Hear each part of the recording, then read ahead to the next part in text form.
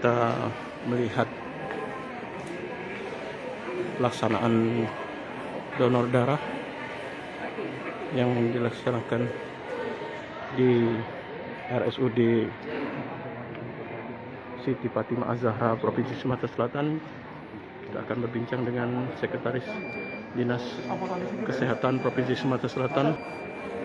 Dok, ya, terkait varian dari Omikron di Sumatera Selatan saat ini kan sudah ada tercatat 5 orang, di Palembang ada 4 dan di Banyuasin ada 1, namun katanya sudah sehat ya semua.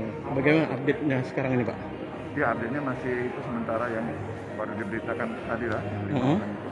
Jadi kita sambil menunggu hasil yang lain ya dari Litbangkes. Kita kan mengirim sampel ke Litbangkes Pak Agus ya. Nah, jadi kita tunggu juga hasilnya. Untuk sequencing itu, Pak ya? Iya. Sequencing. Kalau untuk yang itu, Pak, trackingnya itu, Pak, gimana, Pak? Ya, tracking sudah kita laksanakan. Ada berapa banyak, Pak? Tracking sudah sesuai dengan kasusnya ada berapa. Jadi kabupaten kota men-tracking yang kontak-kontak erat. Ya, kalau jumlahnya mungkin kita nggak update sampai sekarang udah berapa, sudah banyak kali. Yang penting di 1 orang positif itu paling tidak harus sekitar orang 20 ya di tracking. 20 yang di sekitarnya itu, Pak ya? Kontak erat. Yang kontak erat itu ya. Paling Pak, minimal. Pak, kalau untuk varian Omikron itu bisa untuk edukasi masyarakat sendiri, Pak, gimana, Pak, perbedaannya sendiri dengan COVID yang sebelumnya, Pak? Jadi varian Omikron ini dari pakar ahli WHO itu memang tipenya tidak separah yang tipe Delta. Delta kan menyebabkan sesak napas ya karena kekurangan oksigen ya, CO2 di tubuh. Ya, jadi kalau yang varian Omikron ini dia menular sangat cepat menular dari sini, tetapi kasusnya pasien keluhan dan gejalanya batuk, pilek, sakit tenggorokan, kemudian juga ada meriang dan sakit-sakit semua badan. Itu rata-rata Pak kasus itu pasien yang menderita varian Omikron sekarang ini ya.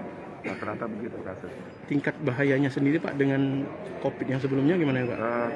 Kita tidak bisa membilangkan tingkat bahaya. Semua COVID kita harus anggap bahaya ya kan. Iya. Tapi kalau kita lihat kasus beberapa saat ini ada tingkat kematiannya memang tinggilah kasus Delta daripada Omikron ini.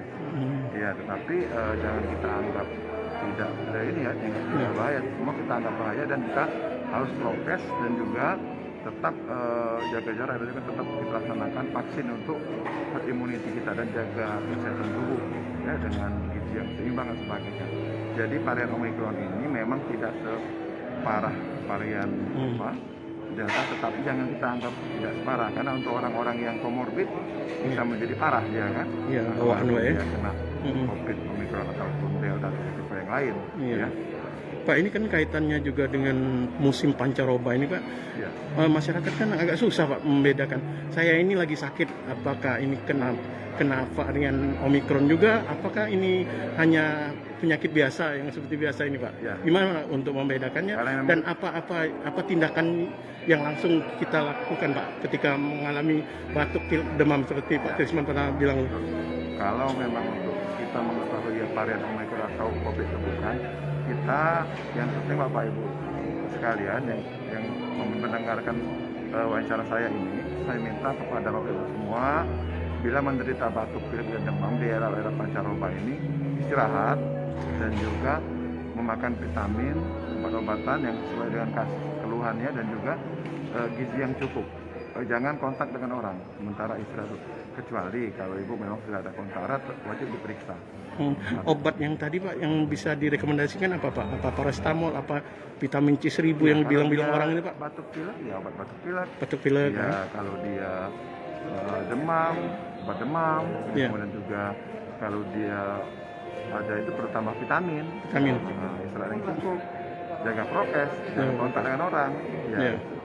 Terus, Pak, yang untuk memastikan tadi, Pak, kan kalau ini sekarang kalau di rapid, Pak, gitu. Mereka kan pasti positif kemungkinan, Pak ya? Kalau sudah sakit batuk pilek ya rata-rata ya virusnya kan bisa bermacam-macam. Iya, terdeteksi di situ, Pak ya, semua virus, Pak ya?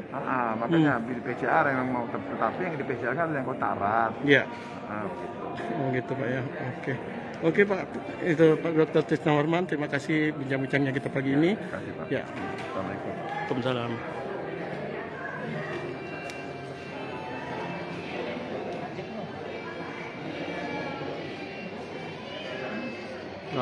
Hai pemirsa Sri Popo TV, jangan lupa komen, like, dan subscribe, serta tonton terus berita-berita terupdate lainnya ya.